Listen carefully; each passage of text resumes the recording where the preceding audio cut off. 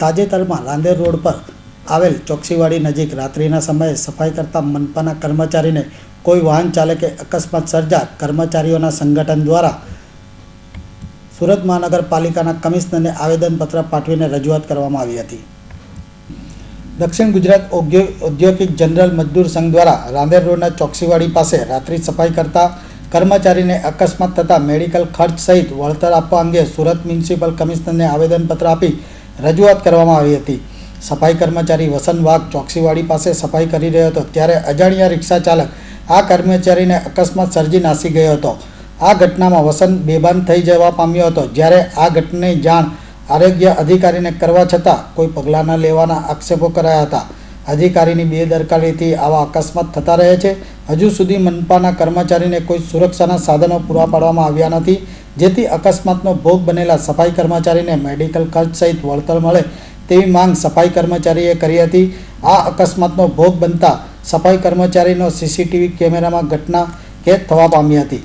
હવે તાજેતરમાં 7મી ફેબ્રુઆરીએ રાંદેર ઝોન રૂટ નંબર 11માં એક રાત્રિ સફાઈ કર્મચારી વસંતભાઈ વાઘને રિક્ષા ચાલકે ચાલુ ફરજ ઉપર હોય અને રિક્ષા ચાલકે ઝડપથી નીકળી અને કામદારનું એક્સિડન્ટ કરેલ અને તે વખતે એ કામદાર બેભાન હાલતમાં થઈ ગયેલ અને ફરજ પરના તમામ કામદારો એકત્રિત થઈ ગયા અને 108 ઇમરજન્સી ગાડી બોલાવી અને ત્યાંના સ્થાનિક લોકો રહીશો પણ ભેગા થઈને તેમને તાત્કાલિક સારવાર અર્થે નિયર હોસ્પિટલમાં સારવાર અર્થે મોકલેલ અને ત્યારબાદ અધિકારીઓને ફોન કરવા છતાં સ્થળ પર એ લોકોએ હાજર રહ્યા નહીં અથવા તો એને કોઈ સહાય આપી નહીં, કોઈ સેફટીના સાધનો આપતા નથી।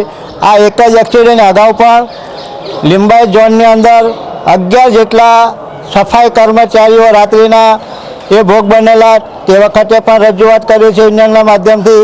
અગાઉ રેલવે સ્ટેશનની અંદર એક કાયમી મહિલા કર્મચારી ભોગ બનેલી, એના માટે પણ આપણે રજૂઆત કરી છે।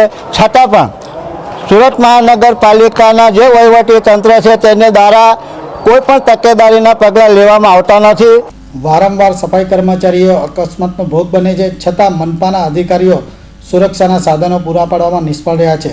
ચોથા વર્ગના કર્મચારીને અન્યાય થાય તેવા આક્ષેપો પણ યુનિયનના અગ્રણીએ કરી હતી। મનપાના અધિકારી અકસ્માતના ભોગ બનેલા કર્મચારીને વળતર મેડિકલ ખર્ચ મળે તેવી માંગ સાથે રાત્રિ સફાઈ કરતા કર્મચારીને કાયમી કરવાની માંગણી કરી હતી અને માંગ ન સંતોષાય તો આગામી સમયમાં જલદ કાર્યક્રમ કરવાની ચીમકી ઉચ્ચારવામાં આવી હતી। રાતે જે એક્સિડન્ટ થયું છે અમારું, કેવી રીતે એક્સિડન્ટ થયું? હું બ્રશિંગ હતો નાઇટમાં સાઈડ પર રૂટ નંબર 11 અમારો ચોકસીવાડી, બરાબર।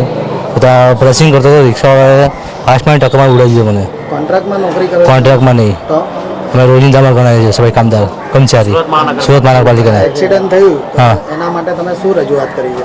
રજૂઆત એ કરી વારંવાર મારી રીતના એક્સિડન્ટ થાય છે એના માટે કોઈ અમારી પરિસ્થિતિ કોઈ કાળજી રાખતા નથી સાહેબ લોકો। અધિકારીઓ બી અમારી પાસે આવવાથી રજા અકળાઈ જાય છે, એટલે હોસ્પિટલમાં ખસેડવામાં આવે છે તો સાહેબે ફોન પર એમ જાણ કરી માણસ કે સિરિયસ છે કે પછી એમને સારું છે, બસ એટલો જ કોન્ટેક્ટ કરીને સાહેબ લોકો વધારે કોન્ટેક્ટ કરતા જ નહીં। બસ જ્યારે એક્સિડન્ટ થયું ત્યારે તમે કોઈ અધિકારીને જાણ કરી હતી ખરી?